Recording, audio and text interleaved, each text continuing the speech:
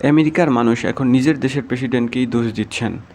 ইরানের সঙ্গে চলমান কনফ্লিক্ট এর ভয়াবহ ইকোনমিক ক্রাইসিস নিয়ে ডোনাল্ড ট্রাম্প এখন চরম চাপের মধ্যে আছেন। একদিকে জ্বালানি তেলের দাম, অন্যদিকে বাজারের নিত্য প্রয়োজনীয় দাম আকাশচুম্বী, আর সাধারণ মানুষ বলেছেন এই পরিস্থিতির জন্য ট্রাম্পের সিদ্ধান্তই দায়ী। কিন্তু প্রশ্ন হলো, এই যুদ্ধে আমেরিকার জন্য কতটা রিস্কি হতে যাচ্ছে, আর এর প্রভাব পুরো বিশ্বে কতটা পড়বে। চলুন পুরো বিষয়টা আজকের ভিডিওতে জেনে নেওয়া যাক। আসসালামু আলাইকুম viewers, welcome back world update BD. বর্তমানে ইরানকে কেন্দ্র করে যে টেনশন তৈরি হয়েছে সেটার প্রভাব এখন সরাসরি আমেরিকার ভিতরে দেখা যাচ্ছে।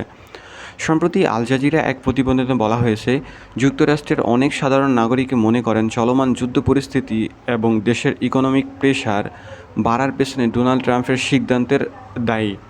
এইটা মনে করছেন যুক্তরাষ্ট্রের অনেক মানুষ। এদিকে ট্রাম্প কিন্তু বিষয়টাকে খুব স্বাভাবিকভাবেই দেখানোর চেষ্টা করতেছেন। তিনি বলেছেন পরিস্থিতি কন্ট্রোলে আছে, এর মধ্যে যুদ্ধ শেষ হলে তেলের দামও কমে যাবে, নিত্য প্রয়োজনীয় জিনিসের দামও কমে যাবে। কিন্তু বাস্তবতা হচ্ছে আমেরিকার সাধারণ মানুষ এখন বেশ চিন্তায় আছে, কারণ ফুয়েল প্রাইস বাড়ার কারণে ট্রান্সপোর্টেশন কস্টও বেড়ে গেছে, যার ফলে নিত্য প্রয়োজনীয় জিনিসপত্র দাম দিন দিন বাড়তেছে, যার ফলে সাধারণ মানুষের মান্থলি বাজেটও বেড়ে যাচ্ছে।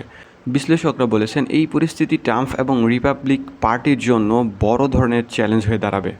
তবে সবচেয়ে বড় প্রশ্ন হলো, এই কনফ্লিক্ট আসলে কোথায় গিয়ে থামবে, আর এর প্রভাব বিশ্বে অর্থনীতিতে কতটা প্রভাব পড়বে।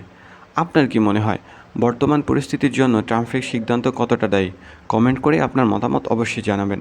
আর ভিডিওটি ইনফরমেটিভ মনে হলে অবশ্যই একটি লাইক, কমেন্ট এবং শেয়ার করতে ভুলবেন না।